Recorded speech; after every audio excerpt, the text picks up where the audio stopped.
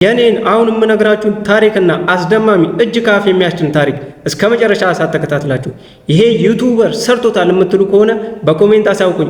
አይቼ ካመንኩበት የእውነቴን ነው የምነግራችሁ፣ እሸልማችኋለሁ። ብዙ ትልልቅ ዩቲዩበሮች እንዳሉ አውቃለሁ። ታሪኩ ቀላል ነው ብላችሁ ካሰባችሁ ግን ተሸውዳችኋል። ታሪኩ ቀላል ነው ወይ ካላችሁ ታሪኩ ቀላል አይደለም። ለምን ካላችሁ የሁለተኛ የዓለም ጦርነት ነው። የሁለተኛ የዓለም ጦርነት ቀላል ነው ወይ ነው አሁን ችግሩ።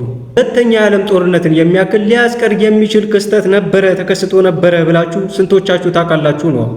ዘመኑ 1944 አካባቢ ነው። የዓለም ታሪክ ሊቀየር ጥቂት ሰዓታቶች ብቻ ነበረ የቀሩ። አንድ ተራ ነው የምትሉት የትምህርት ቤት መምህር የዓለምን ታሪክ ሊቀየር ይችላል ብላችሁ አስባችሁ ታውቃላችሁ? ወይም ደግሞ በአንድ ብጣሽ ጋዜጣ ላይ የወጣ ትንሽ አጫጭር ቃላቶች የዓለም ላይ ያሉትን ትልልቅ ወታደሮችን ትልቅ ስጋት ውስጥና ትልቅ አደጋ ውስጥ ይከታልስ ብላችሁ አስባችሁ ታውቃላችሁ? እየነገርኳችሁ ያለሁት ተራ ነገር አይደለም። በወቅቱ የነበረው የብሪታንያን መስሪያ ቤት ወይም ደግሞ M15 የሚባለውን በእጅጉ ያስደነገጠ ብዙዎች የሚፈሩትን ሂትለርን ሊጠቅም የነበረ ከባድ መረጃ ነበረ። ሂትለር ግን አልደረሰበትም፣ ቀላል ነበረ ብለው ስለታሰበ እስከ ዛሬም ድረስ ብዙዎች የማያውቁትና ታላቅ የእንቆቅልሽ ሚስጥር ይዤላችሁ መጥቻለሁ። አብራችሁን ቆዩ። እናንተ ብቻ እስከ መጨረሻ ሰዓት አብራችሁን ቆዩ። ይህን ታሪክ ስትሰሙ በእርግጠኝነት ትገረማላችሁ። ሰላም የአድማጭ ልብ ቻናሌ ቤተሰቦች፣ ዛሬ የኋሊት ወደ ሁለተኛው የዓለም ጦርነት ወስጃችሁ አስገራሚ የሚባለውን የአንድ አስተማሪና ባለማወቅ ትልቅ ሚስጥር የሰጡትን ተማሪዎች ታሪክ ስነግራችሁ ገረማላችሁ እያልኩኝ ለቻናላችን አዲስ የሆናችሁ ላይክ፣ ሼር፣ ሰብስክራይብ አድርጉ እያልኩኝ ወደ ታሪኩ ልውሰዳችሁ። ወደ ታሪኩ ስወስዳችሁ በ1944 የናዚ ጀርመን አውሮፓን ተቆጣጥራለች። የአጋር ጦሮች ወይም ደግሞ አላይድ ፎርስስ የሚባሉት ፈረንሳይን ነፃ ለማውጣት ትልቅ እቅድ አቅደዋል። ይህ ዘመቻ ዲዴይ ይባላል። ይህ ዘመቻ ነበረ ዲዴይ ያሉት። ይህ ኦፕሬሽን ኦቨርሎርድ ወይም ደግሞ ትልቁ ዘመቻ ዲዴይ ያሉትን ትልቅና ሚስጥራዊ ነበረ። ይህ ዘመቻን ቀላል አድርጋችሁት እንዳታስቡት፣ ምክንያቱም ታላቅ ሚስጥራዊ የታከለበት ነው። ለዚህም ደግሞ ትልቅ እቅድ ነበር ያወጡት። ያኛውን ዲዴይ ያሉትን ኦፕሬሽን ኦቨርሎርድ ለማከናወን ሲያስቡ ትልቅ እቅድና ሚስጥራዊ ኮድን መጠቀም ነበረባቸው። አስቡት፣ ይህን ሚስጥር ከጥቂት ጀነራሎች ውጪ ማንም አያውቀውም። ምክንያቱም ወታደሮቻቸው የት እንዳሉ የት እንደሚያርፉና የት ቦታ እንደሚያጠቁ ጭምር በፕላን የተቀመጠው በዚህ ኮድ ብቻ ስለነበር ነው። ትልቅ ሚስጥር ነው ስላችሁ ቀላል አድርጋችሁ እንዳታስቡት። ሁለተኛ የዓለም ጦርነት ውስጥ ይህ ማለት ይሄ ሚስጥር ድንገት እንኳን ጀርመኖች ቢሰሙ ኖሮ ጦርነቱ ያበቃል፣ አውሮፓም በናዚ ቁጥጥር ስር ትውል ነበረ። ግን አንድ ክስተት ተከስቶ ነበር፣ አስቂኝ የሚመስል ግን አስገራሚ። በዛን ዘመን ብዙዎቹ መረጃ የሚሰራጩት በጋዜጣ ነበረ። ዴይሊ ቴሌግራፍ የሚባል በዘመኑ የነበረ ጋዜጣ ላይ በየቀኑ የቃላት መፍቻ ቃሎች ወይም ደግሞ ክሮስ ወርድስ የሚባሉት በየቀኑ ይወጡ ነበረ። ግን በአንድ ቀን የተከሰተው አንድ ቁልፍ ቃል በጋዜጣው ላይ ታየ። UTAH ወይም ደግሞ አታ የሚል ቃል ወጣ። ይህ ለአሊያን ፎርስ ትልቅ ራስ ምታት ነበር፣ ግን አጋጣሚ ነው ብለው ሊያልፉ ቻሉ። ግን አጋጣሚ አልነበረም። ቀጥሎም አንድ ከባድ ቁልፍ ቃል ወጣ፣ ኦማሃ ይላል። ይህም አዲስ ቃል አልነበረም። በመጀመሪያውስ አጋጣሚ ነው ብለው አለፉ። በሁለተኛው ሲሰሙ ደነገጡ። እንደዛው ድንጋጤያቸው ባልበረደበት ቀን በቀጣይ ቀንም የቀሩት ቁልፍ ቃላቶች እያከታተሉ መውጣት ጀመሩ።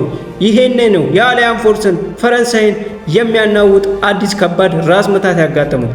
እንደዚህ ቁልፍ ቃላቶቹ እየወጡ ሲያከታተሉት በመጨረሻም ደግሞ ኦቨርሎርድ የሚለው ቃል ሲወጣ ያኔ ድንጋጤው M15ን አናወጠው። ለምን? እነዚህ የጦርነቱ ሚስጥር ኮዶች ነበሩ። የሚያውቁት ደግሞ ውስን የሆኑ የጦር ጀነራሎችና አመራሮች ብቻ ነበሩ። ለዛ ነው ይህ ኮድ ከታወቀ የት እንዳሉ ይታወቃል፣ ምን ቦታ እንደሚያጠቁ ይታወቃል፣ ጦርነቱን ይሸነፋሉ። ታዲያ እነዚህ ሚስጥር ቃላቶች አንድ በአንድ በተራ ጋዜጣ ላይ መውጣታቸው እንዴት አያስደነግጣቸውም ብላችሁ ታስባላችሁ? እነዚህ ቃላቶች ምንድናቸው ካላችሁ አታሃና ኦማሃ ማለት ወታደሮቹ የሚያርፉበት የቦታ ስሞች ናቸው። አስቡት። ይህ ብቻ አይደለም፣ ኔፕቲዩን የሚልም ቃል ነበረ። ኔፕቲዩን ማለት ደግሞ የባህር ላይ ጥቃት ቦታ ነው። ይህም ደግሞ ከታወቀ አስቡት። ይህ ብቻ አይደለም፣ በመጨረሻ የወጣው ቃልና ወሳኙና M15ን በይበልጥ ያስደነገጠው ቃል ኦቨርሎርድ ተራ ቃል አልነበረም። የዚህኔ የነበረው ሁሉም M15 ወይም ደግሞ ፈረንሳይን ጨምሮ አሊያን ፎርሶችን ያስደነገጠ የሆነው ኦቨርሎርድ ማለት የዘመቻው ጠቅላላ ስም ኦቨርሎርድ ነበር ያሉት። አስቡት። አታ ኦማሃ ኔፕቲዩን እንዲሁም በመጨረሻ ኦቨርሎርድ የሚሉት ቁልፍ ቃላቶች በተራ ጋዜጣ ላይ ሳያዩት እንዴት አይደነግጡ? ይህን ቃል ናዚ ወይም ደግሞ እነ ሂትለር እጅ ገብቶ ከሆነ የዓለም ጦርነት ታሪክ አሁን እንዳየነው አይሆንም ነበር፣ ይቀየር ነበረ። ለመሆኑ እነዚህ ሚስጥር ቃላቶች ማን አወጣቸው? ኮዳችን ወጣ ብለው ሲደነግጡ ታዲያ ይሄንን መረጃ ማን ሊያወጣው ይችላል ብለው ጠረጠሩ። የዚህኔ ምርመራቸውን በቀጠሉበትም ጊዜ ምርመራቸው ወደ አንድ ሰው ብቻ ነበር ሊጠቁም የሚችለውም የጠቆመውም ሊዮናርድ ዳዌ ይባላል። ትክክለኛ ምስሉ ይሄ ነው። ሊዮናርድ ዳዌ ማለት በወቅቱ የ64 ዓመት አዛውንትና የአንድ ትምህርት ቤት ርዕሰ መምህር ብቻ ነበር። እንዲሁም ደግሞ በየቀኑ ለሚወጡ የዴይሊ ቴሌግራፍ ጋዜጣዎች ላይ ቁልፍ ቃላቶችን የሚያመጣውና የሚጽፈው እሱ ብቻ ነበረ። ታዲያ ኤም15 የእሱን ቤት በአንድ ቀን ጠዋት አናወጠው፣ ከበበው፣ ያዘው። እንዲሁም ደግሞ ጥብቅ ጥበቃ በሚደረግበትም ክፍል ውስጥ አስገብተው ቆለፉበት፣ ዘጉበት። ያኔ ነው ኤም15 በጥብቅ ክትትል ውስጥ አስገብቶ ሚስጥራዊ ኮዱን ማን እንደሰጠው ሊያውጣጣው ምርመራውን ጀመረ። ለጀርመን ነው የምትሰራው ያሉት። ሚስጥሩን ማን ሰጠ? ይህን ኮድ ማን ሰጠ? ከየት አገኘ? ከኛ ውስጥ ማን ነው ላንተ የሰጠ? ማን ነው ሰላዩ? የተለያዩ ጥያቄዎች ጠየቁት። ግን ሊዮናርድ ዳዌ የመለሰው መልስ ግን አላመኑትም ነበር። ምክንያቱም ቁልፍ ቃላት እናንተ ሚስጥር ናቸው ብላችሁ የምትነግሩኝ ቁልፍ ቃላቶችን እኔ እኮ በዘፈቀደ ነው የተጠቀምኳቸው፣ ዝም ብዬ ነው የመረጥኳቸው ይላቸዋል። እነሱ አላመኑትም። ምክንያቱም እያንዳንዱ የወጡ ቃላቶች ስቴፓቸው ሳይቀር በየተራ የወጡ ቃላቶች የነሱ የጦር ከባድ ኮድና ሚስጥራቶች ስለነበሩ ማለት ነው። ያኔ ነው ችግር የተፈጠረው። ሊዮናርድ ዳዌን አሰሩት። ለጥቂት ቀናት እንዲታሰር ወሰኑበት። ሊዮናርድ ዳዌ አሰሩት። ጦርነቱ አለቀ። ሊዮናርድ ዳዌም ተፈታ። ግን ያን ቁልፍ ቃላቶች ማን እንደሰጠው እውነቱ የታወቀው ከ40 ዓመት በኋላ ነው ብላችሁ ስንቶቻችሁ ትገረማላችሁ? ነገርየው እንደዚህ ነው። ዳዌ አስተማሪ ነው ብያችሁ ነበረ። በሚያስተምርበትም ትምህርት ቤት ላሉ ተማሪዎች በየቀኑ በዴይሊ ቴሌግራፍ ጋዜጣ ላይ ለሚያወጣቸው ቁልፍ ቃላቶች አዳዲስ ቃላትን እንዲያመጡ ያዛቸው ነበረ። ታዲያ ተማሪዎቹ ምን አደረጉ የሚለውን እዚህ ጋር ነው። እነዛን ከባድ የዓለማችንን ሂትለር እጅ ቢገቡ የዓለምን ጦርነት ታሪክ ሊቀይር የሚችሉ ኮዶች ተማሪዎች ጋር ነበር ብላችሁ ምን ያክሎቻችሁ ትገረማላችሁ? ምክንያቱም እነዛን ከባባድ ሚስጥሮቹ ራሱ ተማሪዎቹ ከየት አገኙ ነው ጥያቄው። ተማሪዎቹ ከትምህርት ቤቱ አጠገብ ካምፕ ካደረጉ ወታደሮች ጋር ኳስ ይጫወቱ ነበር።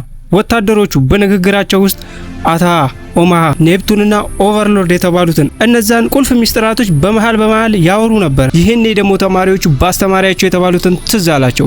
ቁልፍ ቃላቶች ፈልጋቸው አምጡልኝ። ይህኔ ደግሞ ተማሪዎቹ አታ ኦማሃ ኦቨርሎርድ እያሉ በደብተራቸው ላይ መጻፍ ጀመሩ። ይህንንም ቁልፍ ቃል አዲስ ነው ያሉትን ወስደው ለአስተማሪያቸው ሰጡ። እነሱ የዓለምን ታሪክ ሊቀይር የሚችል ትልቅ ሚስጥር እንደሆነ በምን ያውቃሉ? ስለማያውቁ ወስደው ለአስተማሪያቸው ሰጡ። አስተማሪውን ስለማያውቅ ወስዶ በጋዜጣ ላይ እያንዳንዱን ቃል በስቴፕ ጻፋቸው፣ በየቀኑም አወጣቸው። ይህ ታሪክ የሚያሳየን አንዳንዴ እውነት ከልብ ወለድ በላይ እንደምትገርም ነው። መምህር ዳዌ በወቅቱ እንደታሰሩ ቢቆዩ ኖሮ ይሄኔ ታሪክ ሌላ ይሆን ነበረ። እናንተስ ምን ታስባላችሁ? ኮሜንት ላይ ጻፉልኝ። ለዛሬው በዚሁ ላብቃ።